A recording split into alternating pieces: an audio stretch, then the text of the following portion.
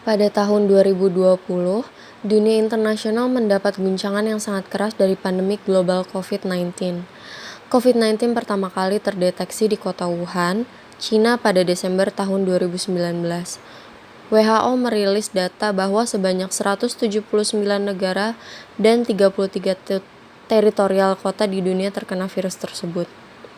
Terhitung kasus positif dari virus corona pada negara-negara besar seperti Amerika Serikat sebanyak 800.926.000 kasus, Spanyol sebanyak 208.389 kasus, Italia sebanyak 187.000 kasus, dan negara besar lainnya yang cukup banyak terkena virus.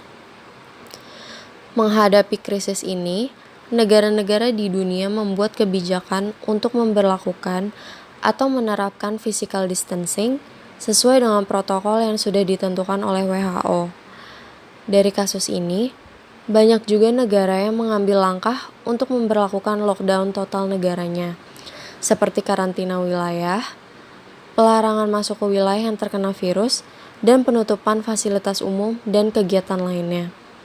Selain permasalahan kesehatan, ternyata penerapan physical distancing ini merupakan kegiatan yang pada akhirnya berimbas ke beberapa bidang. Salah satunya adalah bidang ekonomi.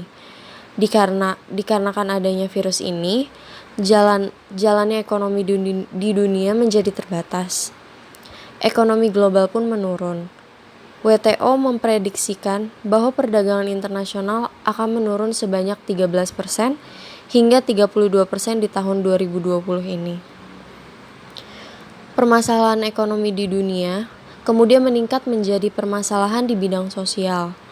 Karena meningkatnya tingkat kemiskinan dan pekerjaan yang dilakukan juga menjadi tertunda akibat pandemik ini.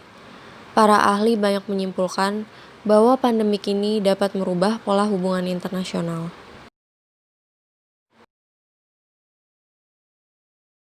Seperti halnya kondisi hubungan AS dengan China, seperti yang kita tahu, hubungan kedua negara tersebut mengalami pasang surut. Dalam kondisi pandemik saat ini, bukanlah waktu yang baik bagi dunia dan hubungan Amerika Serikat dengan China. Presiden AS beberapa kali menyebutkan virus corona ini sebagai virus China. Sementara, Menteri Luar Negeri Pompeo menyebutkan virus tersebut sebagai virus Wuhan. Pernyataan itu membuat China tersinggung. Presiden dan Menteri Luar Negeri AS mengecam China karena kegagalannya dalam penanganan wabah tersebut. Juru bicara dari China menolak pernyataan yang dibuat oleh AS bahwa mereka kurang transparan tentang apa yang sedang terjadi di dunia saat ini.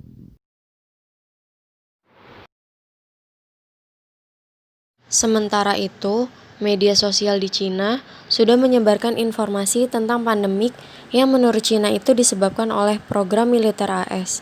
Rumor tersebut banyak mendapatkan perhatian. Sedangkan, menurut para ilmuwan, struktur virus itu sepenuhnya adalah alami. Awal bulan Maret, AS mengumumkan akan menutup perbatasan untuk banyak negara Uni Eropa dan termasuk juga Italia. Kemudian, pemerintahan Cina mengatakan akan mengirim bantuan media dan pasokan alat medis ke Italia. Bukan hanya Italia, tetapi Cina juga mengirimkan bantuan ke Iran dan Serbia. Di sini AS terlihat sekali kalah telak oleh Cina, karena AS terlambat bergerak untuk membantu Italia pada saat itu. Italia menjadi perhatian karena kasus terbanyak COVID-19.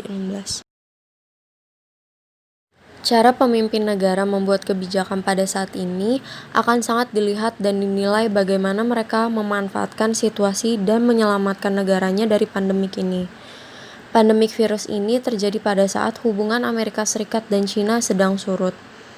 Kesepakatan perdagangan hampir tidak terlihat akibat ketegangan kedua negara tersebut.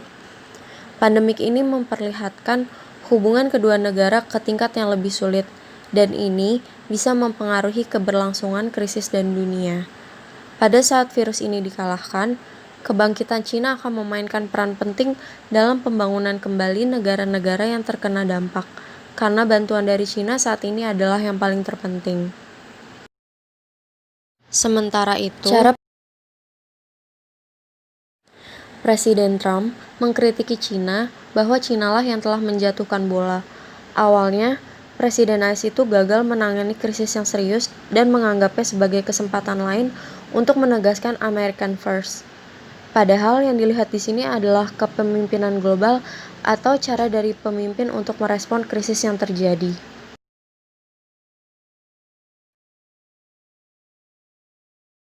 Kemudian Cina telah mengerahkan sekelompok diplomat yang vokal ke media sosial untuk berbicara berbagai hal dan mereka terkadang jujur. Tujuan mereka adalah untuk membela penanganan Cina atas pandemi virus corona dan menantang orang-orang yang mempertanyakan kronologi versi Beijing. Ini tentunya tugas setiap diplomat dimanapun. Mereka harus mempromosikan kepentingan nasional negaranya. Namun,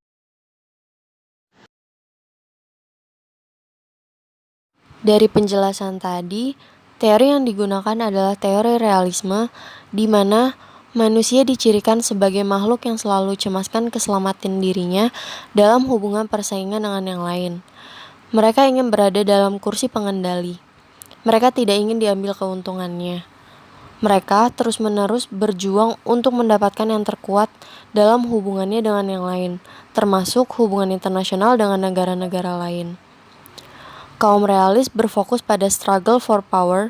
Hal ini dipertegas dengan tindakan dari setiap negara yang selalu memperhitungkan cost and benefit atas setiap tindakan yang dilakukan.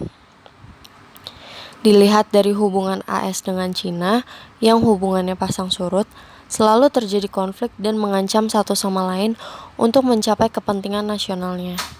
Di sini AS terlihat sangat mengecam Cina karena dianggap Cina sebagai pembawa wabah dan menyulitkan perekonomian negara. Hal itu ditolak oleh Cina, yang menganggap bahwa virus corona adalah virus yang alami, bukan buatan Cina. AS dan Cina terlihat saling tuding mengenai munculnya virus corona ini. Hubungan kedua negara ini juga termasuk hubungan yang konfliktual dan kompetitif, di mana kedua negara ini ingin sama menjadi negara yang kuat. Dalam hal ini, AS mengancam akan memberlakukan tarif baru untuk Cina dan perjanjian perdagangan dengan Cina, karena Cina telah membuat banyak nyawa warga Amerika Serikat melayang. Kebijakan itu dilakukan AS sebagai balasan atas adanya virus corona ini.